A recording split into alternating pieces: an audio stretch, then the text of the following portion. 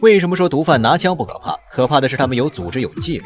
就比如眼前这群年轻的毒贩正在接受特种部队的训练方式，其强度有过之而无不及，这是在真实发生过的事情。在1999年，大约30名墨西哥精英特种兵叛逃，组建了塞塔集团，以极度军事化的武装力量，成为历史上最令人恐惧的贩毒集团之一。他们以斩首和大规模屠杀等暴力手段著称。在这部剧中，曼纽尔的故事原型几乎就是塞塔集团崛起过程的翻版。而曼纽尔在训练完自己的军队后，直接在街道上屠杀平民，迅速打响知名度。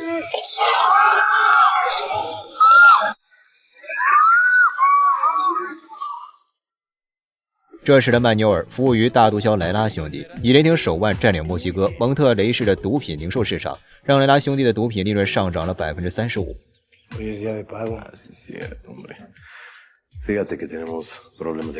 曼纽尔脸色阴沉的能滴出水来，因为在进来的时候，他和手下背着4个装满现金的袋子，这是从下面收上来的钱，就放在桌子上。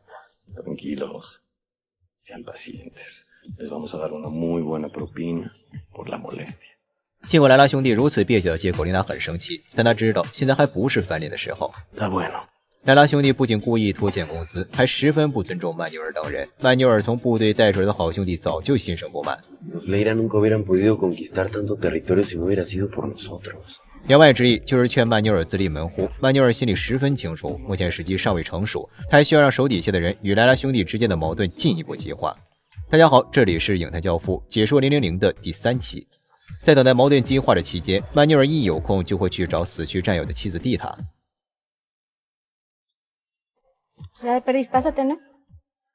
蒂塔因怀孕无法工作，曼纽尔几乎每隔一段时间就会过来给她送钱。一来二去，蒂塔也就喜欢上了曼纽尔。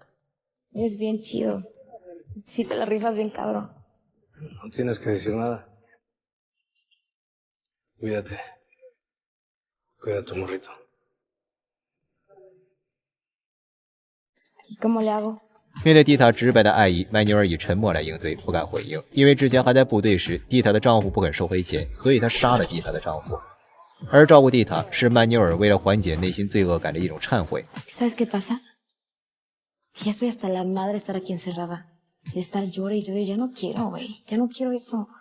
曼纽尔带着蒂塔来到教堂聆听教义，蒂塔全程黑着脸，中途十分生气的离开。曼纽尔有些疑惑的追了上去。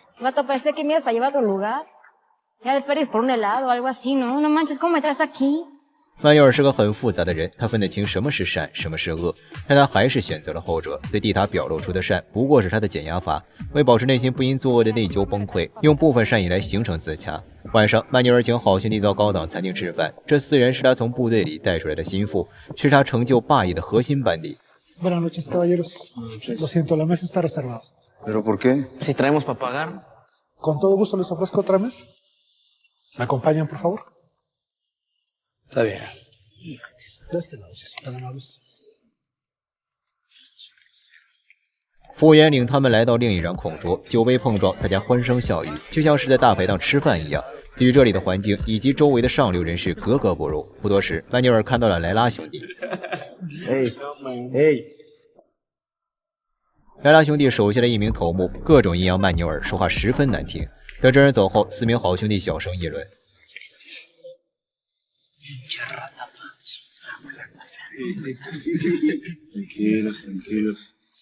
莱拉兄弟入座的餐桌就是刚才那张被预定的桌子，4名好兄弟脸色难看。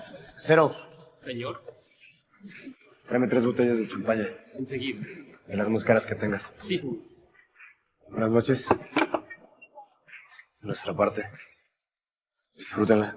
从进入餐厅开始，曼纽尔选的桌子以及后来莱拉兄弟的出现，其实不是巧合，而是曼纽尔精心安排的，其目的就是为了进一步激化矛盾。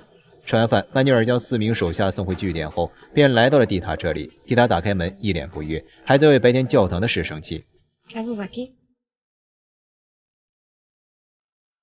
Quiero invitarte a mi lado. Ya es muy tarde, ¿no? Pude venir antes, es que tengo mucho trabajo. 两人来到一处酒吧，蒂塔挺着大肚子，嘴角挂笑，一脸深情地看着曼纽尔。曼纽尔喝了口水，缓解尴尬。¿Quieres bailar? Ahorita, ¿no? 蒂塔站起身，跟随音乐扭动身姿，这一幕令曼纽尔忍不住傻笑起来。蒂塔再次发生表情。Vamos a bailar。在酒精、灯光以及音乐的刺激下，曼尼尔不再矫情。一曲过后 ，DJ 师切了一首舒缓的音乐。曼尼尔略显局促，整个人呆呆的。蒂塔看着他这副模样，嘴角微微扬起。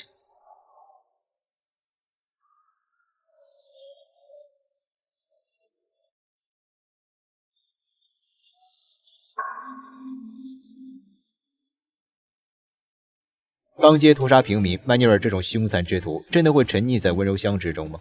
而接下来发生的一件事会刷新大家对曼尼尔的认知，真正体会到这个人对自我人性的掌控究竟有多么的恐怖。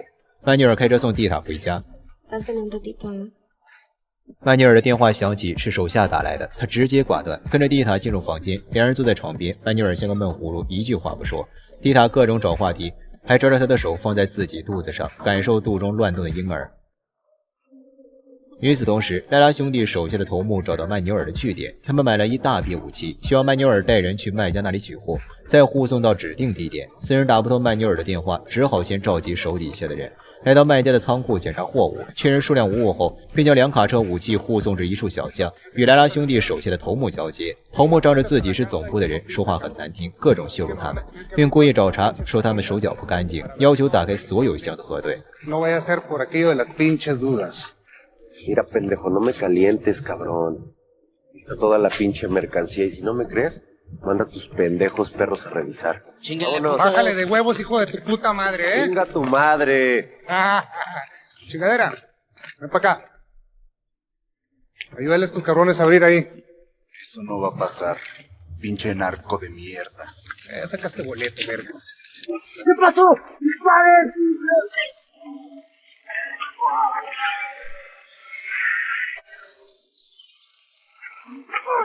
¡Alto el fuego! ¡Alto el fuego! ¡Niño, cabrón! ¡Busquen al niño, güeyes! 印第奥受伤严重，濒临死亡。他是曼纽尔从部队带出来的4名心腹之一。当曼纽尔收到消息赶来时，印第奥已经死了，而这就是曼纽尔蛰伏等待的时机。2卡车武器，再加上师出有名，手底下的人也因仇恨战力倍增。如此一来，何愁大事不成？曼纽尔带着3名受伤的兄弟来到蒂塔这里包扎伤口，期间蒂塔的羊水破了，曼纽尔赶忙把他送到医院。他焦急地守在门口，仿佛他是这个孩子的亲生父亲一般。生产室里很快传出婴儿的啼哭声。曼纽尔看着怀中的婴儿，脸上挂着慈祥的笑容，这一幕何其讽刺。不过他的脸色很快就冷了下来。Te voy a mandar dinero cada mes. ¿De qué hablas? No te va a faltar nada. ¿Qué dices eso? No te voy a volver a ver.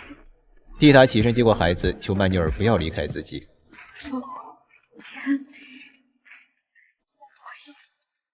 Quédate.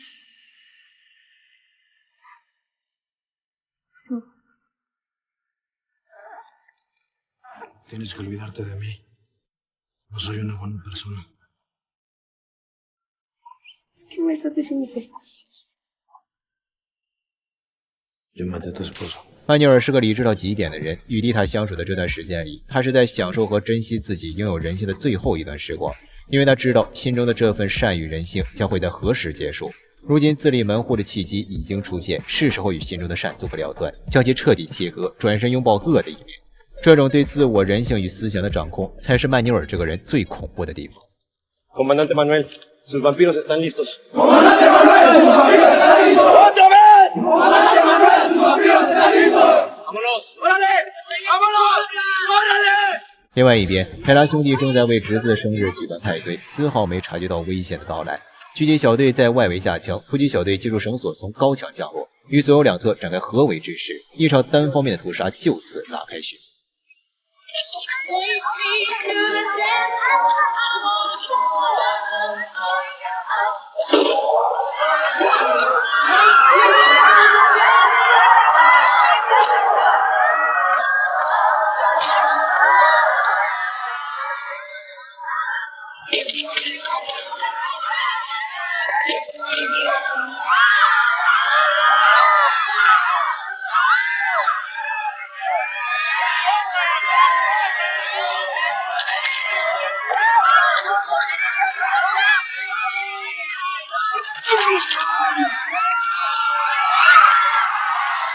曼纽尔打了打手势，旁边的小队都懂，绕到别墅侧面，从后门进入。整个行动过程，他们有组织有纪律，时刻保持队形完整，与真正的特种兵无异。而这样一支军事化队伍，灭掉大毒枭莱拉兄弟可谓是降维打击。别墅里的守卫很快就被全部干掉，莱拉兄弟再也没了往日的气焰。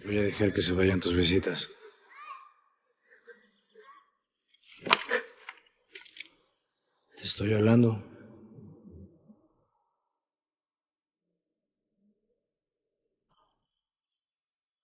Pero tu familia se va a quedar. Si cooperas, no les va a pasar nada. Es que... Te puedo dar $32 millones. Hago una llamada. Hoy mismo los tienes. Pero no nos hagas nada.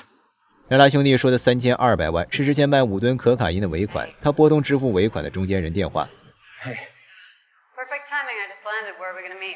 莱拉兄弟说出别墅地址后，便挂断了电话。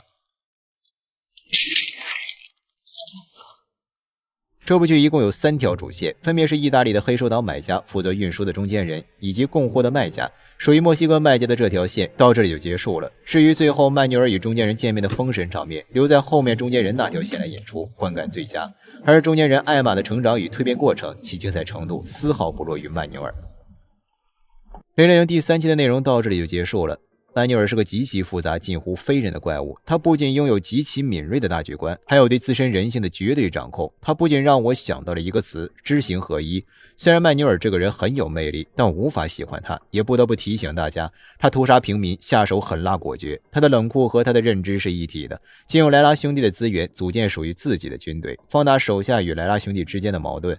其实他知道那天晚上莱拉兄弟的头目会去找他护送武器，所以在吃完饭之后，把他们送回据点。自己则是去找蒂塔，不接兄弟打来电话，不是因为蒂塔的邀请导致他用下半身思考问题，而是因为他知道没有自己坐镇，手下大概率会和莱拉兄弟的人爆发冲突，而这正是他所需要的，师出有名，并将下面的人逼上绝路，要么跟着自己去杀莱拉兄弟，要么等东窗事发后为清算，这一切都在他的计算之中。这就是曼纽尔，一个用自身理性武装到牙齿的人，一个把人性当作工具来使用的人。在墨西哥这个充斥着毒品与暴力的灰色地带，他认为唯有恶才能更好地适应环境。善是一种奢侈品，不切实际，它不是被黑暗吞噬的，而是大步流星地主动走进黑暗，并在入口处转身，亲手关上了身后那扇名为人性的门。